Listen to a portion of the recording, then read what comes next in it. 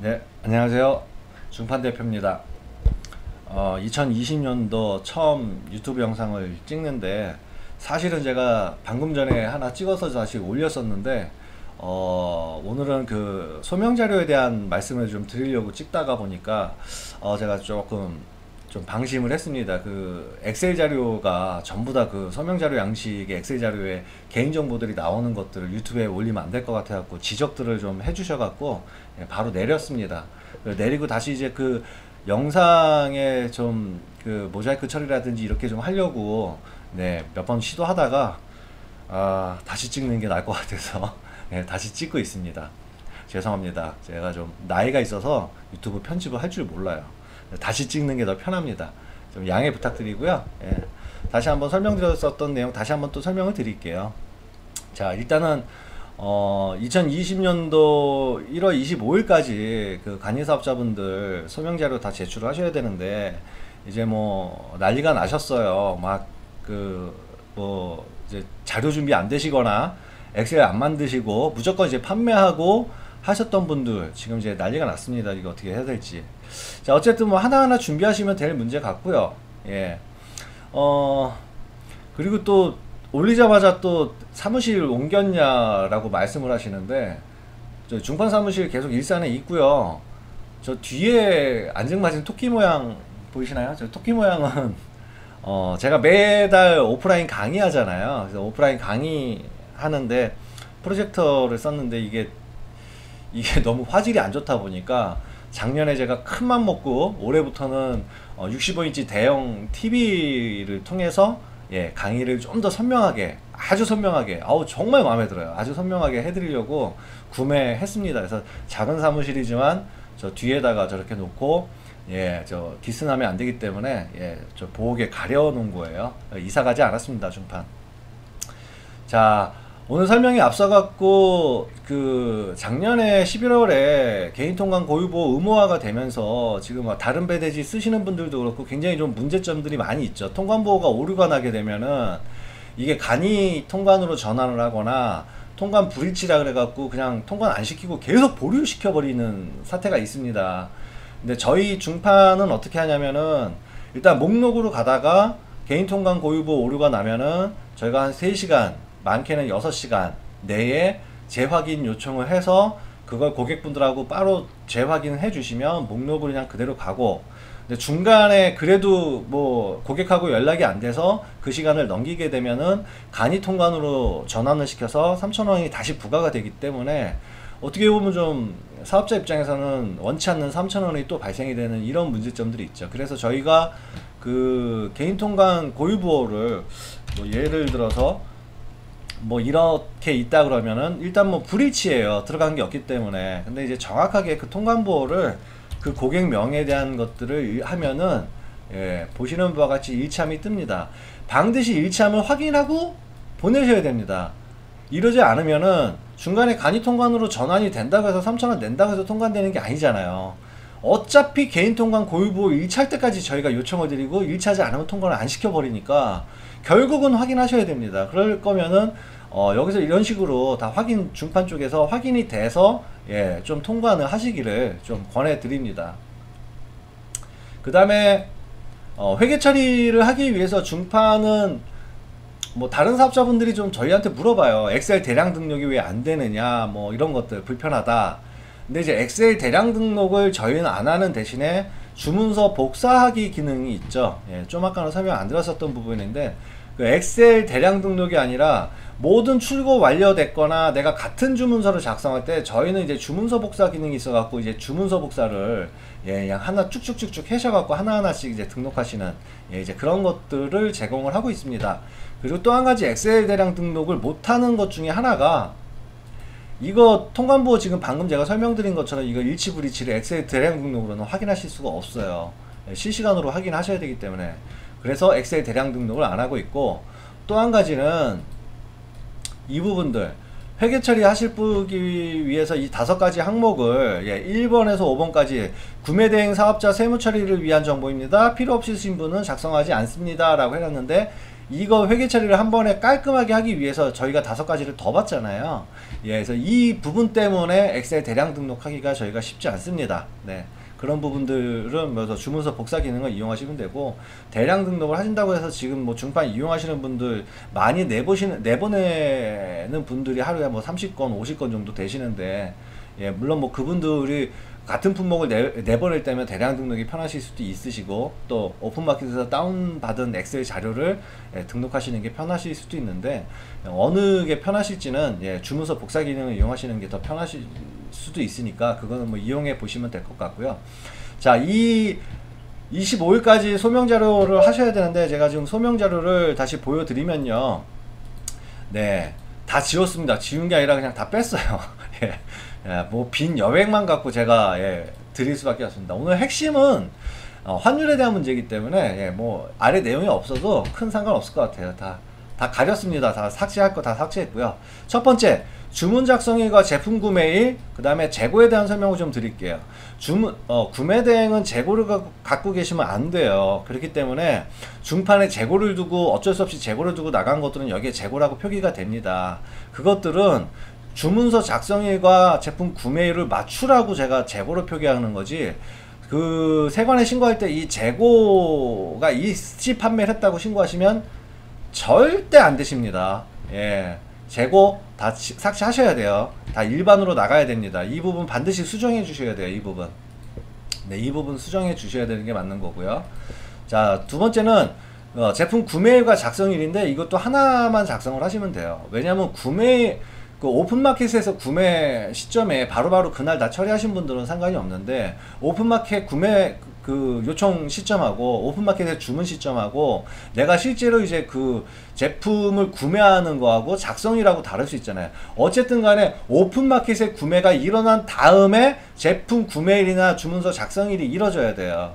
근데 보통 이제 어느 하루라도 오늘 주문 들어올 건들은 그날 다 작성을 했다 그러면 이 부분은 한 가지만 남겨놓고 한쪽은 삭제하시면 됩니다. 보통 이제 주문서 작성일을 남겨서 이걸 제품 구매일로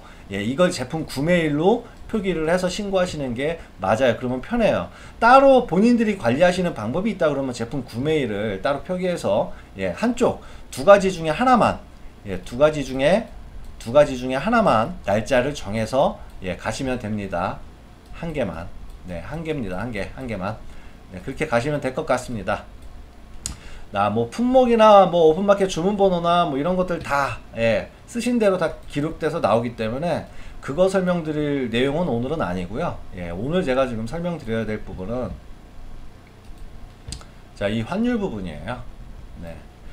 저희 쪽에, 그러니까 중판 쪽에서 다 제품 금액을 신고 금액을 세관 신고 금액, 이 세관 신고 금액은 어떤 부분이냐면은, 자, 요 부분 단가, 여기에 쓰셨던 금액은,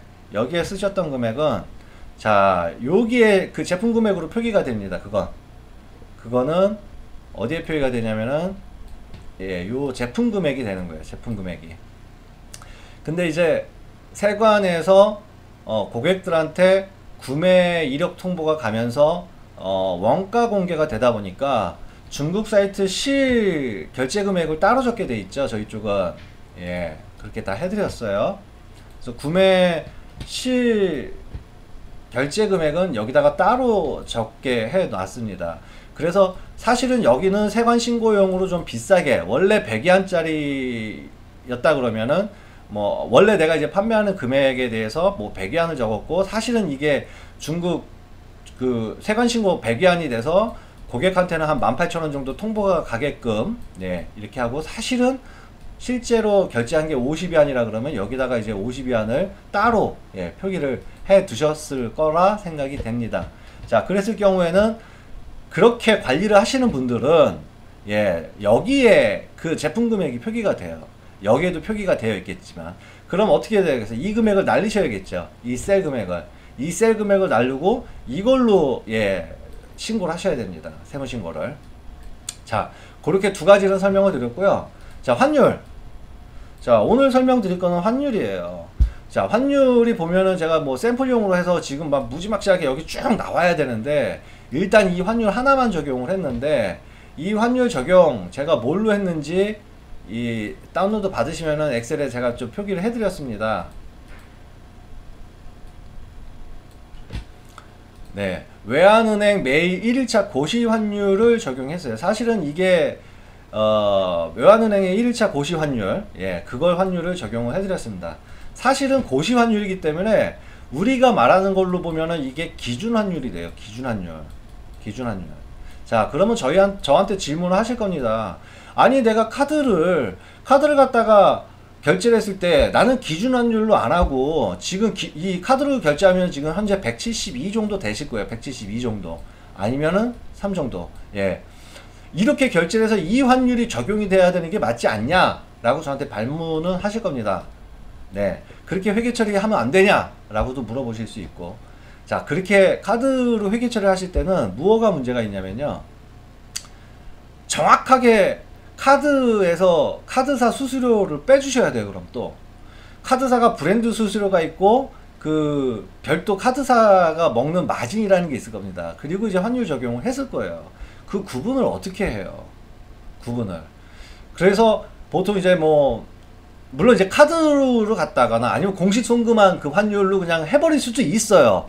그렇게 하셔도 되는데 저희가 그 국세청에 질의해갖고 받은 대답은, 예, 고시 환율 쓰라고. 예, 왜냐하면 국세청에서도 카드든 알리페이든 내가 공식 송금한 돈으로 뭘 하든 어찌됐든 간에 기준되는 그 정해진 환율이 있어야 되기 때문에 매 시간마다의 환율, 뭐 분 단위로 바뀌는 이런 것까지는 국세청에서 요구하진 않지만 최소한 그날짜 환율은, 그날짜 고시 환율은 1회차 고시 환율을 적용해라 라는 질의응답을 받았습니다.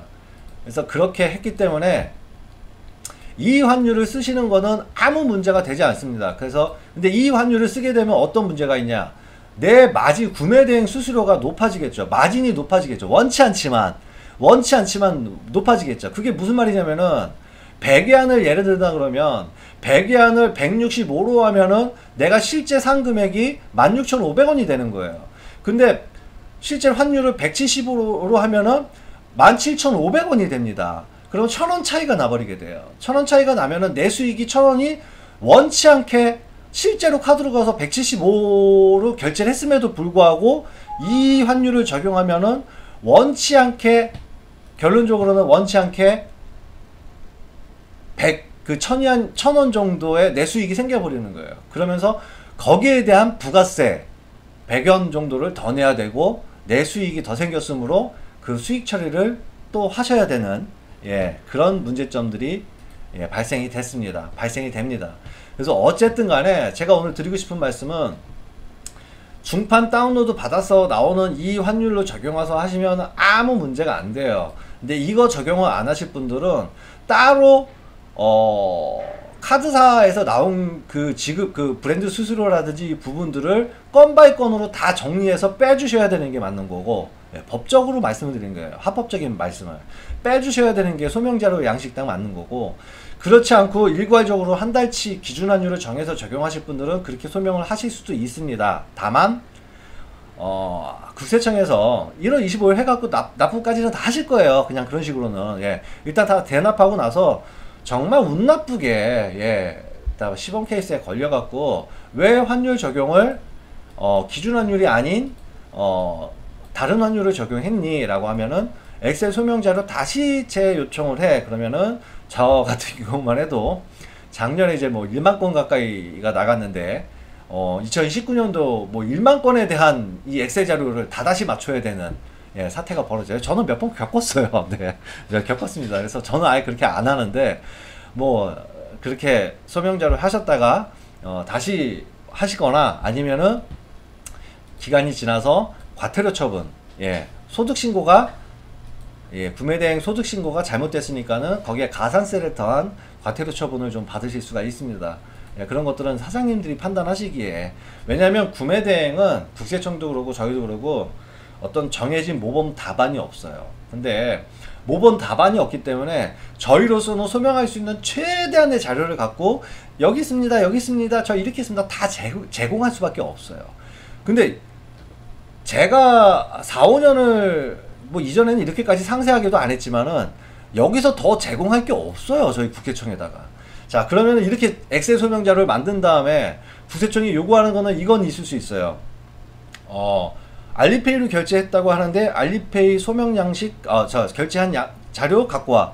그거 제 이전 유튜브 영상에 알리페이 쪽에서 그 엑셀 그 전체 다운로드 받는 방법, 다 그 타오바오에서 결제하면 알리페이 다 들어가거든요.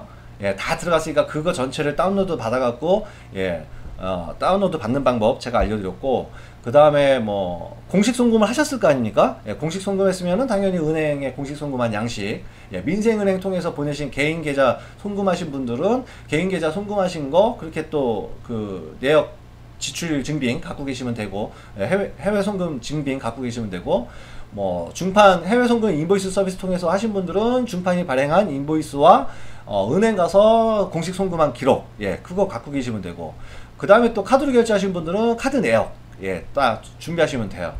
더 이상 저희가 준비할 건 없습니다. 더 이상 뭐 준비를 하고 싶어도 할 수 있는 자료가 없어요. 이걸로 소명이 돼야 되는 게 맞는 거고요. 자, 이렇게 해서 다 소명을 하시면 되니까, 오늘은 제가 환율을 다시 한번 정리해드리면, 환율 적용은 기준 환율 중판에서 이게 지금 안 나와서 좀 답답한데, 아까는 지금 제가 다 보여드렸었거든요. 아까 영상에는. 근데 이걸 다 지금 삭제하고 보니까 이게 안 나오니까 좀 답답한데, 가끔 가다 보면은 환율 하나가 이렇게 빈 게 있어요. 빈 환율. 빈 환율은 뭐냐면은요, 고시 환율이 주말에는 안 나와요. 안 나오는데 주말에 저희는 작업을 했어. 그러면 전날짜 환율, 요 전날짜들 환율을 다시 채워 주셔야 돼요. 다 채워 주셔야 되고, 그래서 고객 통보용으로 이 사이트 실결제 금액으로 하셨는지, 아니면 이거 없이 그냥 이것만 하셨는지 해서 환율 나온 이 제품 금액, 원화 환산한 이 제품 금액에서 저희 중판에서 나갔었던 배송비, 그 다음에 기타 비용 빼시고, 기타 비용도 이제 추가 결제한 거 기록이 되거든요. 중판 쪽에서 하신 거. 그거 빼고 구매 대행 수수료, 정산하시면 돼요. 요 셀에서 요 금액 빼고 요 금액 빼고 요 금액 빼고 요 금액 빼고 구매 대행 수수료 요거를 내수익으로 해서 신고하시면 됩니다. 그렇게 하시는 거 다 알려드렸고요. 뭐 이제 뭐 더 이상은 여기서 설명드릴 수 있는 게 없을 것 같아요. 이거 갖고 25일까지 다 소명하시고, 요 환율 정보는 계속 저희가 업데이트를 합니다. 근데 뭐 매일 업데이트는 제가 안 하고요. 한 달에 한 번씩 업데이트하고, 1월 25일까지 회계신고 끝나고 나시면은 1월달 취소부터 다시 1월 25일날 신고하는 게 작년 12월 31일까지이기 때문에 작년 12월 31일까지 발생된 분만 일단은 다 되게끔 처리를 해놨습니다. 환율 적용 이제부터 다운로드 받으셔갖고 신고 준비하셔갖고 들어가시면 될 것 같습니다. 자, 그렇게 오늘 제가 좀 설명을 드렸고요.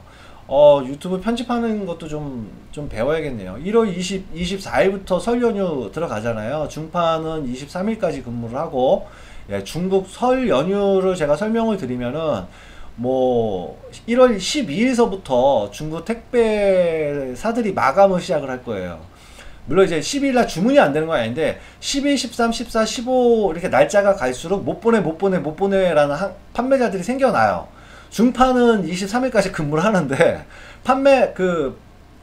판매자들마다 우리는 12일부터 못 보내, 우리는 14일부터 못 보내, 우리는 16일부터 못 보내, 뭐 이런 식으로 걔네들 날짜가 나올 거예요. 그렇게 보내서 그게 저희 중판 쪽에 22일까지 도착을 해야 21일까지 도착을 해서 무게 측정이 끝나야 22일날 마지막 출고가 가능합니다. 그건 이제 여담으로 제가 다시 한번 말씀을 좀 드렸고요.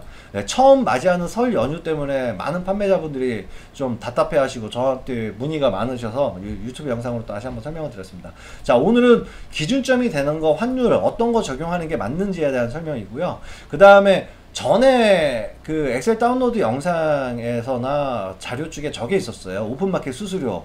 근데 제가 국세청에 질의한 결과 여기다가 두면은 좀 헷갈리니 빼달라 라고 해서 뺐습니다.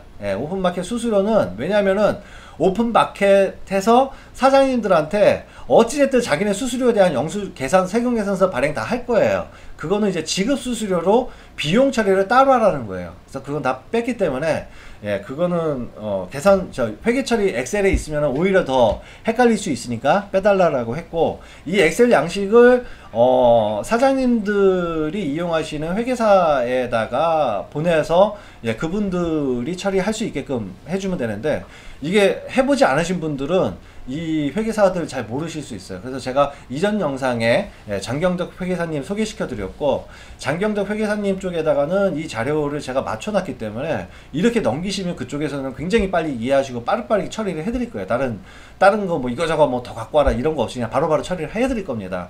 저희랑 소명 양식을 맞췄기 때문에 그렇게 이용을 하시면 되고, 그러지 않고 별도로 자기가 쓰고 있는 회계사가 있다 그러면은 그쪽에다가 이 양식을 제출을 하시면 될 것 같고, 뭐 환율 적용이나 기타 이제 뭐 이런 양식을 제공하지 않냐라고 하시는 것들은 이제 여러분들이 이용하시는 배송대행 회사에 요청을 하셔갖고 받으시면 되고, 그 다음에 배송대행 회사에서도 반드시 그 비용에 대한 그 세금 계산서를 여러분들한테 발행을 했었어야 돼요. 저희는 다 발행을 하고 있고, 그러면 여러분들 그 비용 처리 하려고 그러면은 배송대행 회사한테 그 여태까지 뭐 무통장 입금해갖고 비용 처리 아무것도 안 하고 그냥 손 놓고 있었다 그러면은 회계 처리 영수증 다 받으셔야 됩니다. 회계 계산서 다 받으셔야 돼요.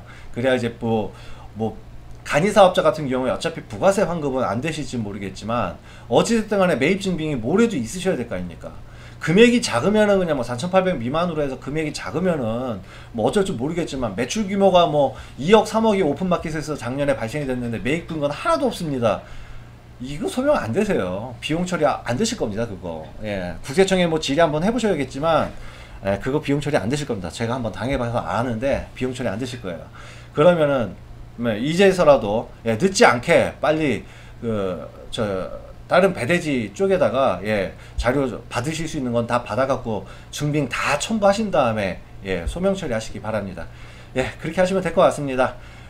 유튜브 제가 설 연휴 기간 동안에 유튜브 편집하는 거 좀 배워서 이런 사태가 벌어지면은 같은 영상을 갖고 좀 편집을 해서 올릴 수 있는 이런 것들을 좀 한번 공부 좀 해보겠습니다. 죄송합니다. 감사합니다.